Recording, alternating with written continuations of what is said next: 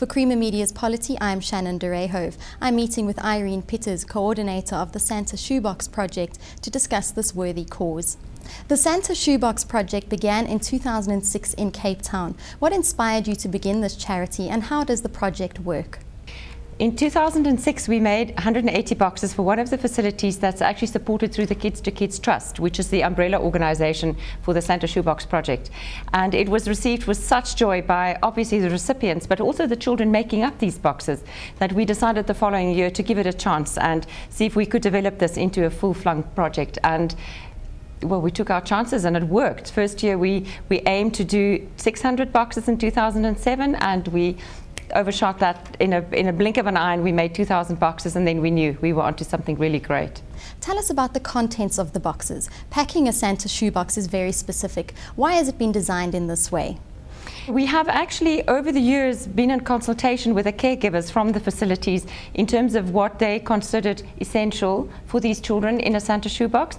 So there's a bit of essential things in there, and then there's some fun things in there. So a required list of items would be a toothbrush and toothpaste, and a bar of soap and a washcloth, some sweets, a toy, something educational, and then an outfit of clothing. And then, of course, anything extra. If people want to add some toiletries for older children or hair accessories for the younger ones, anything like that's perfect.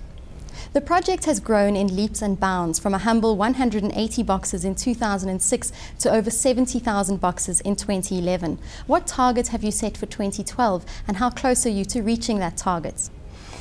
Yeah, we have a very brave target this year, which is 100,000 boxes. We are actually right now, this minute, we've just hit 62,000. We've got 3 weeks to go until drop-off, which means that we have more than 30,000 boxes to do in the next 3 weeks. So we really need all the help we can get.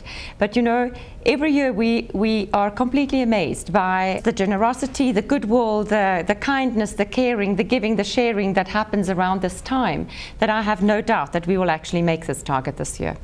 Which provinces are involved? Is the project available to donors outside the borders of South Africa? The project is represented in every province in South Africa. We in fact have more than 50 drop-off points or branches around the country. So if people just look on their website under where to take the box, they will find a drop-off point close to where they live, and it would be easy for them to drop the box off. We have one facility in Namibia that we support, which we have done for the past few years. To run it and to the control and the training of the volunteers is a little bit more tricky, doing it outside the borders. So for now, I think we're going to focus on making Santa shoeboxes for our children in South Africa. How is the project funded and run? The funds for this project is always an interesting one, because the boxes are made by individual donors. So somebody would go to the website, they would request a name, they would make up a box, buy the contents, decorate the box, drop the box off. But over the years we've grown into a good medium-sized business, I would imagine, right now, with normal expenses like any business have. So we've been very fortunate in having some corporate sponsorship from Pep Stores and also Laser Logistics over the years.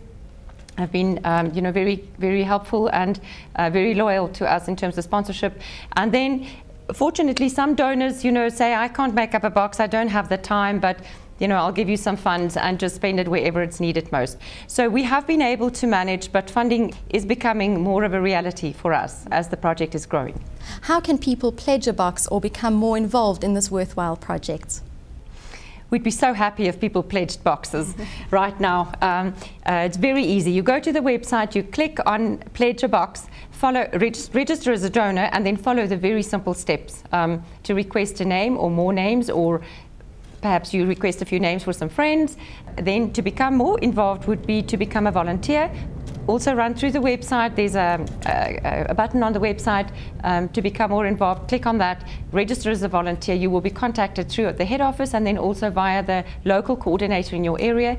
And around the drop-off time, which is from the 24th to the 31st of October, is really the time that we need most of the volunteers, because then all these boxes get dropped off at these 50 branches around the country. Every box gets checked, and then they get loaded up into big cartons, and they get loaded up into big trucks, and they get distributed from there. So there's a lot of work involved with that. It really is like seeing Santa's workshop come to life with all these volunteers working in the drop-off points around the country. So we do need all that help. And of course, throughout the year, people often say, well, this is a Christmas project, so what do you do for the rest of the year? But in order for us to put this together this time of the year, we have to do all the preparation from the beginning of the year. So a lot of volunteers are involved with that, you know, people coordinating their area, you know, to have a branch for Santa Shoebox Project in their area, or really just with other general volunteering work that we do for the whole year. So yes, volunteers we cannot do without. In this operation we have 2 people that are paid. One full-time, one part-time, one involved with operations, and one admin. The rest of us are all volunteers. The actual management of the project and the leadership is all volunteered. It really is Ubuntu in action. Yes, we hope so. We like to think of it that way. That was Irene Peters, coordinator of the Santa Shoebox Project. You can pledge your box at www.santashoebox.co.za.